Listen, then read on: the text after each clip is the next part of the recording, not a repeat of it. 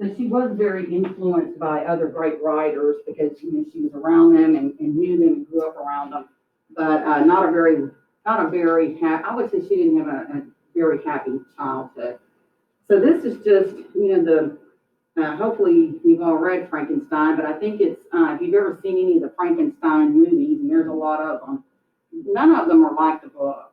I mean, they're just not like the book. And in fact, usually the creature they call him Frankenstein. Well, that isn't even Frankenstein is Victor, the creator, and so it's not the monster or the creature at all. I guess the one that would probably be the closest, and we might watch a little small portion of it, would be the one that came out probably about 20 years ago, and it's got Kenneth Branagh. He was a British actor, and it's actually pretty close. It goes into a little bit more detail with some things. So, I mean, it takes some liberties, but it would be the closest one to the actual novel. So a lot of this we already know, but a father, a political thinker, philosopher, of course, Mary Wollstonecraft, considered to be probably the first feminist. Again, went over a lot of this already, but her mother died when she was 11 days old. Let's talk about Percy. So Percy Shelley, and he was at this time when she met him, he was sort of coming on the scene as a writer and a poet, but he was not what I would call really famous yet at this point. They met, she was 15. He was a little older than she was. I don't remember, I think maybe 6, 7, 8 years older. But he was married. He was married. In fact, he was on his second marriage when they actually met. He'd been married before, and that wife drowned under some kind of suspicious circumstances. I don't think anybody really necessarily thought he drowned her, but I don't know. There was some tried to resuscitate her, and there was just, I don't know, a lot going on with that and some questions raised about it. But in any case, his first wife drowned, and so he was married to the second wife. He had children with the second wife, and that he met Mary, and they fell in love. So she ran off with him when she was 17. So ran off with Percy. A little bit about his wife's death.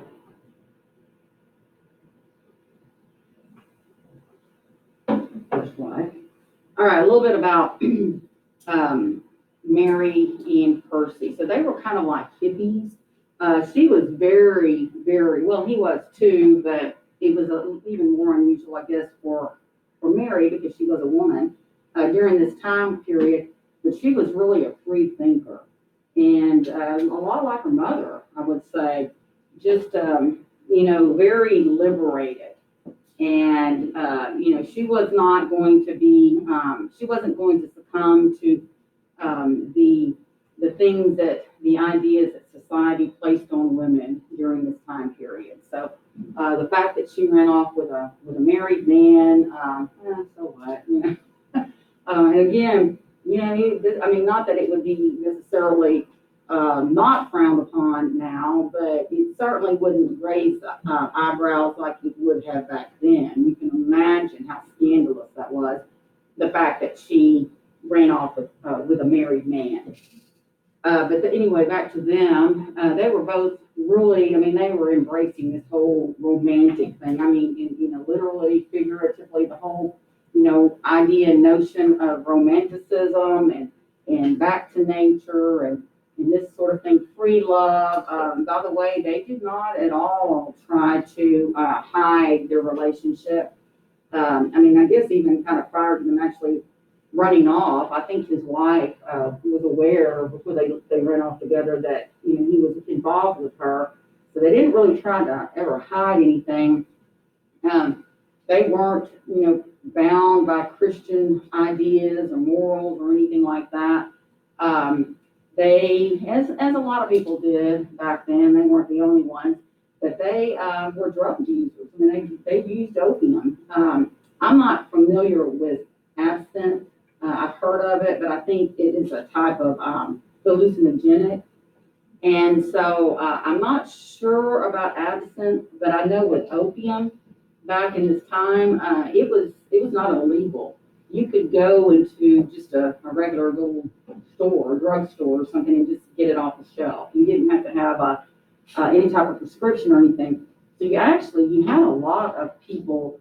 I mean, and this went up really through, I don't know at what point, it would have been probably latter 1800s, before opium and opiates became unlawful to use unless you had, a prescription or something, and you could just easily, freely buy it. And so anyway, they used it a lot, evidently. And Shelley had supposedly this one mistress, Jane Clairmont, and I think she was a writer as well, but I'm not familiar with her work. They were involved. Of course, again, he was married at the time, and she later, I guess they kind of broke things off, and then she became involved with Lord Byron, and Lord Byron and Percy were very, very good friends. Well, Lord Byron was a little bit more famous and well known at this point. He actually will be reading some of his work when we get back from Thanksgiving. But they were very close friends, and so Jane became involved with Lord Byron, and somewhere or another, that's kind of how Mary and Percy met. Shelley evidently was involved with quite a few women. I don't think Jane was the only one. And I've even read that there was some questions as to, or some suspicions that maybe Percy may have even been involved at some point with Mary's older sister, Fanny. Remember Fanny? Fanny, Mary Wollstonecraft's first wife, first daughter. And I think she was also involved at some point with Lord Byron. And I mean, it's just like a big soap opera. Just these people, everybody's involved with everybody else, and a lot of that going on.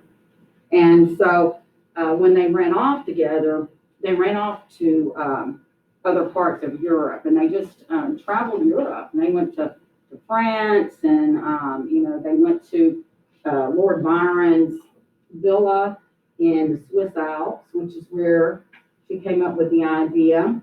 I'll get to that for a minute. Came up with the idea for Frankenstein. So, and actually that Swiss villa, I think they have it open up for tours. I'm not 100% sure on that, if you can actually go in and tour it or not, but it's still there. In fact, he used to be in the English department at Lamar. He and his wife went to Switzerland a few years ago, and they had taken some pictures of it. They went by it. I don't think they went in, but anyway, it's pretty cool. So Mary Shelley just really had an extremely, I think, tragic life. She grew up without her mother. Father was cold and distant, and didn't get along at all with her stepmother. She had a sister that committed suicide. I don't think it was Fanny. I think it was a sister that was Godwin's daughter that he had with the new wife. She didn't have any children that lived past. She had several children that were born stillborn, and then the one son that lived through his infancy and all, William. He died when he was 3, so got sick and died.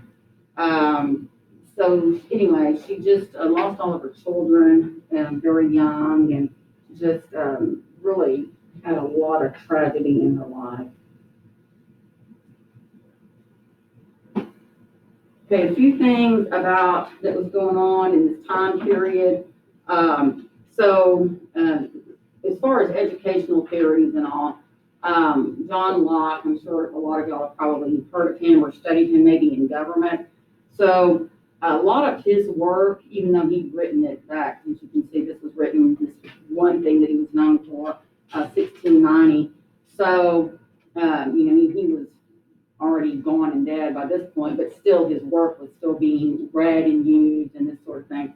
And he argued, and I want you to make sure that you write down this tabula rasa.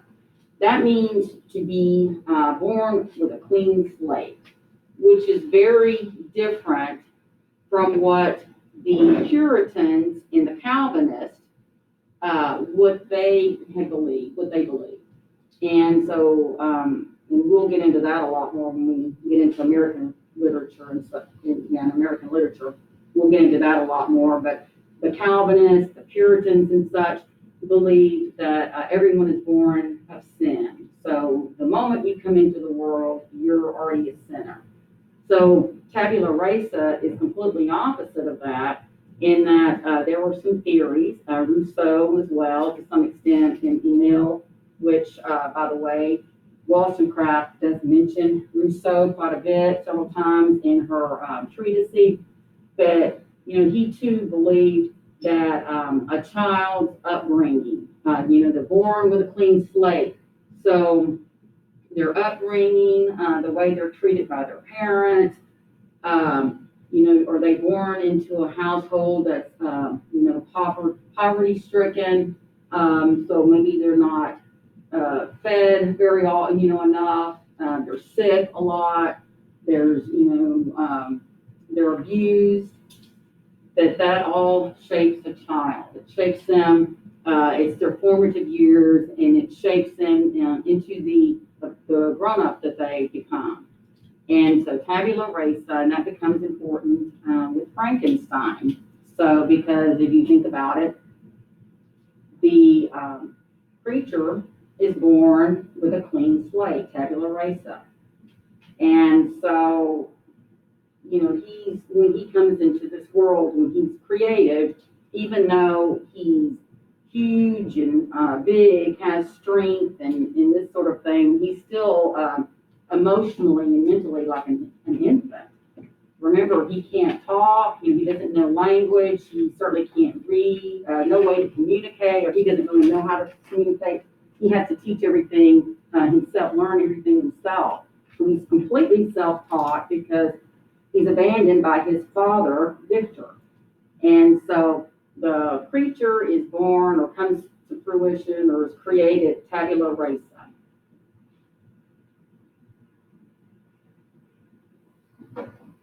And if I'm going a little fast, I'll put this on Google Classroom. So also 1789, of course, that was the beginning of the beginning of the French Revolution. Remember, Wollstonecraft's treatise came out 3 years after that. And so, but even before then, about 10 years or so, a few years before that, leading up to the French Revolution, the French Reign of Terror. So you had all this going on, and remember too, hadn't been that long before that you had the American Revolution in 1776, and so even though that was not fought on British soil, it still very much affected the British because a lot of them, they lost family members, they lost husbands, sons, brothers. And so it had not really been that many years, since that revolution. And then you a little bit later had Napoleon coming in and his reign and this sort of thing. But, Europe had gone through so many wars and revolutions and lots of bloodshed and this whole reign of terror. That's when and that was really a terrible, horrible time in France. That's when they had leading up to the French Revolution. But that's when they created the guillotine. So a lot of people were losing their heads, and it was a terrible, terrible, bloody time, which led to this turning away from Age of Reason and Enlightenment period. People were tired of all the politics and reading political tracts and the whole worrying about being taken over, revolution, overthrowing the monarchy, and just lots of worry during this time and disruption to people's lives and such. So people got tired of that. They went their minds off things. That's when they turned to Romanticism. A little bit about science, what was going on with that at that point, because certainly science is a big part of Frankenstein, the novel. During Mary's time, scientists and physicians were fascinated by the elusive boundary between life and death. experimented with lower organisms, performed human anatomical studies, attempted to resuscitate drowning victims, performed experiments using electricity to restore life to the recently dead. So, you had Franklin was discovering, making his discoveries and playing with electricity and, this sort of thing. So that was really on the forefront of a lot of what was going on. Also, you had new discoveries with medicine. And prior to that, going back again to the Calvinists and the Puritans and such, people believed at that time, before this, believed that the soul and the body were one. So when someone died, they wouldn't dare think of doing any type of, autopsy or using a body, a cadaver, to do experimentation or for, soon to be doctors to practice surgery or anything like that because they felt that the soul was still a part of the body.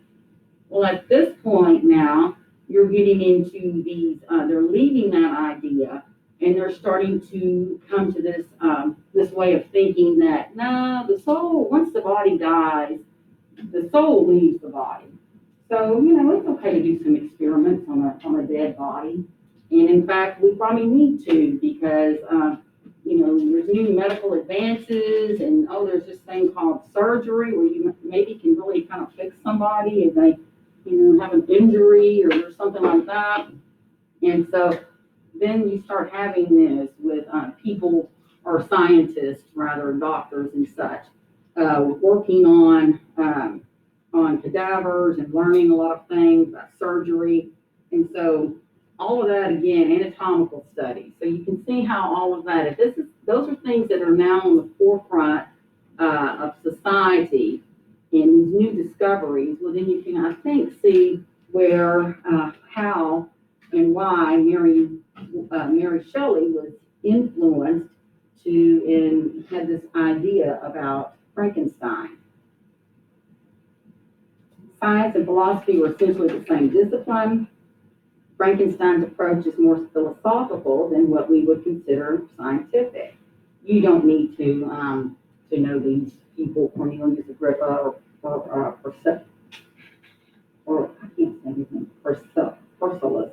I was going to say Paracelsus, that's somebody else. Well, anyway, it doesn't matter. It's enough just to know that philosophy, and they've turned away then from this idea of magic and using herbs can cure a person, and now they've gone to actual science. So instead of using herbs and such, there's actually now medicine to treat illness and injury and this sort of thing. So you've got a very much a changing and turning away from the old ways of thinking, like with the Puritans and such. This is also something else for a moment that to talk about, that you're seeing a big change going from, say, like the Age of Reason and such. And even prior to that, you had this idea that if something bad happened to you, or say your child died or something like that, well, it was always before the Calvinists and such, always had this idea that you must have angered God. You did something bad, God got mad at you, you let your child die, or let your child drown, or let your crops all die, so you're going to starve this winter or whatever. Well, now we have this shifting away from that to this more this idea that it's not necessarily that God did this to you. There's people get sick and actually die. It doesn't mean that God looked down upon you and decided that they were going to kill your child or let your child die because you offended him or made him angry. And so this is where you kind of get into a science versus religion. And I think you see that, you would see some of that, I believe, in Frankenstein.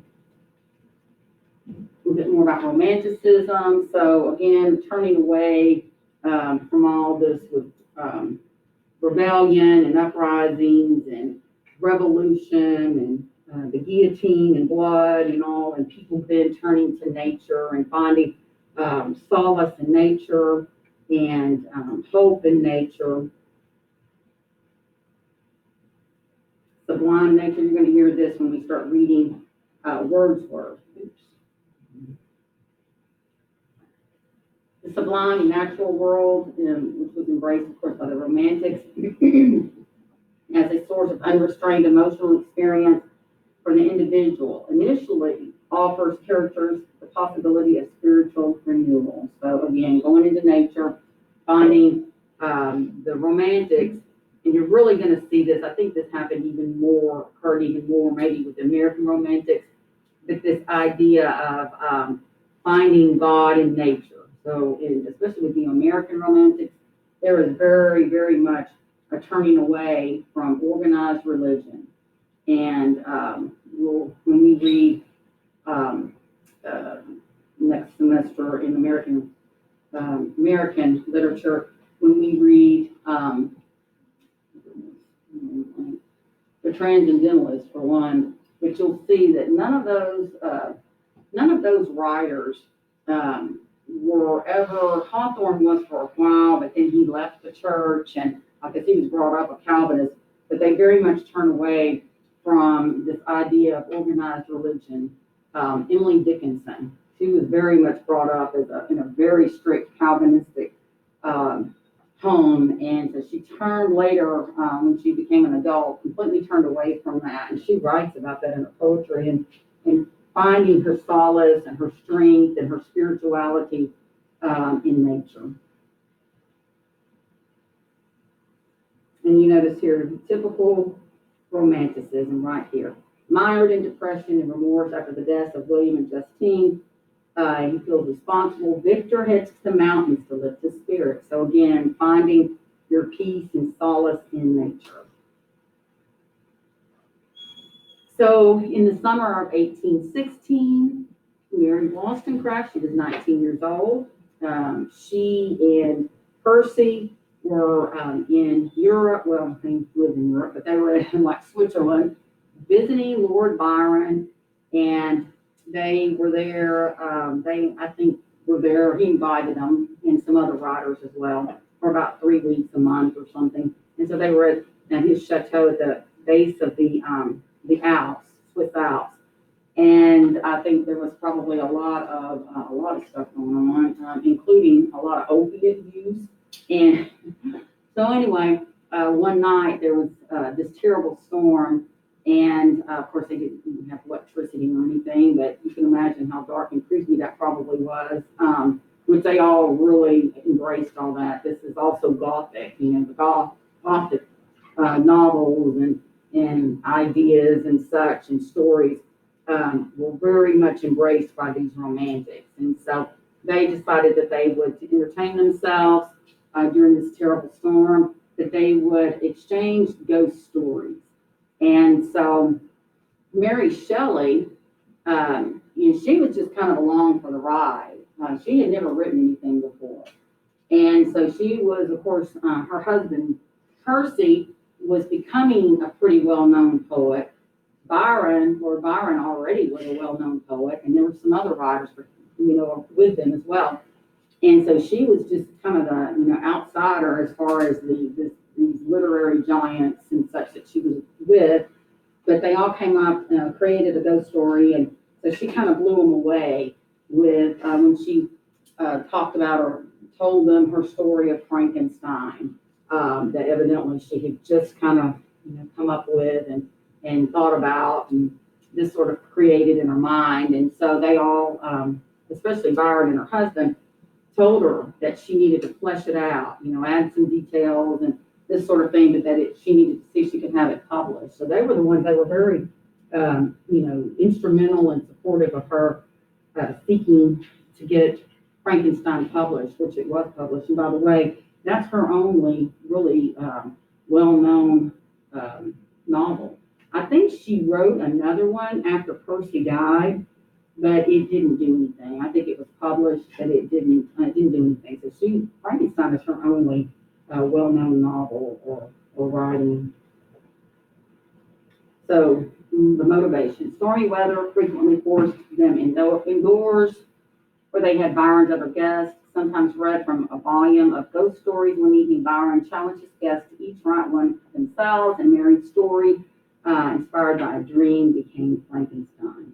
I've also read another thing that probably inspired for some. I don't know. There's a lot of ideas of what really inspired her to write Frankenstein, and I guess really no one knows except Mary.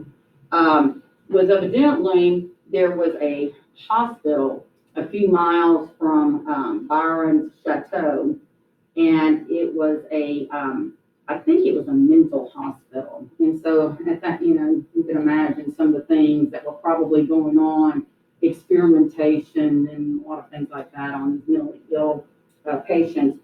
And it was called Frankenstein Hospital. And so that's probably where she got the idea for the last name Frankenstein.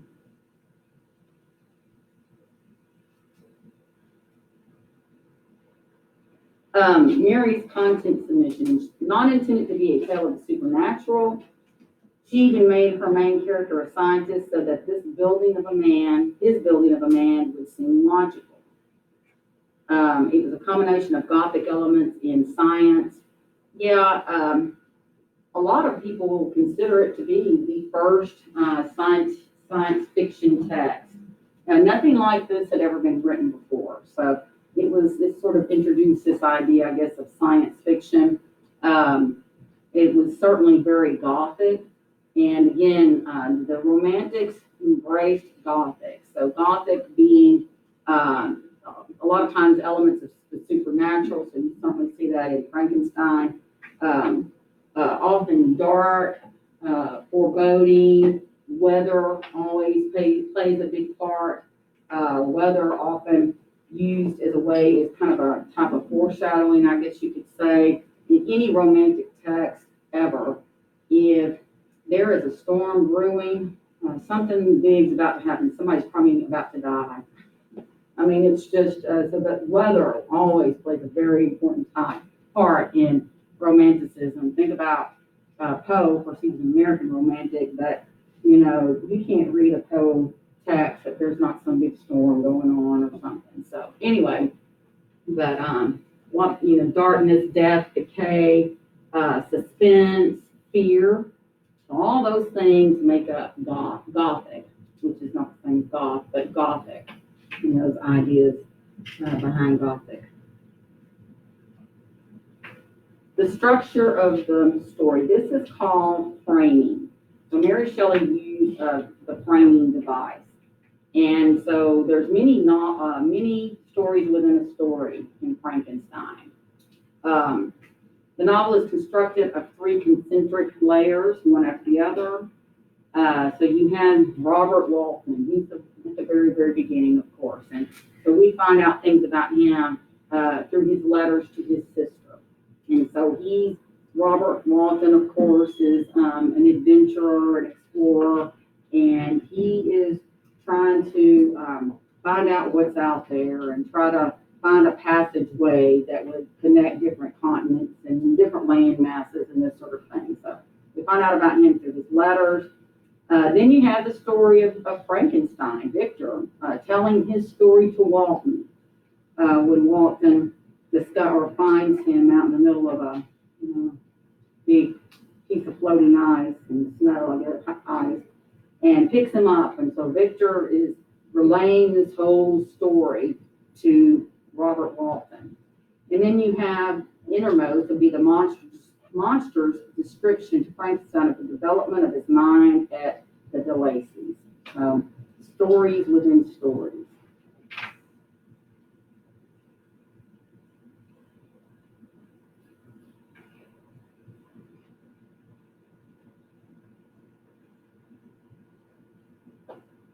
So lots of course, different types of text. You have a lot of letters, of course, in Frankenstein, notes, journals, other books. So we already talked about that Mary Shelley has a little bit of Wordsworth in there. She has A Small Part of Rhyme of the Ancient Mariner, which is written by another British romantic, Samuel Taylor Coleridge, and she did know him. He was friends with her father and used to come over, and she actually heard him reciting Rhyme of the Ancient Mariner when he was a guest at a party or dinner or something at her dad's house, and she was there, and she was just a little girl, and she heard him recite that. Walton's letters envelop the entire tale. Victor's story fits inside Walton's letters. And then the monster's story fits inside Victor's.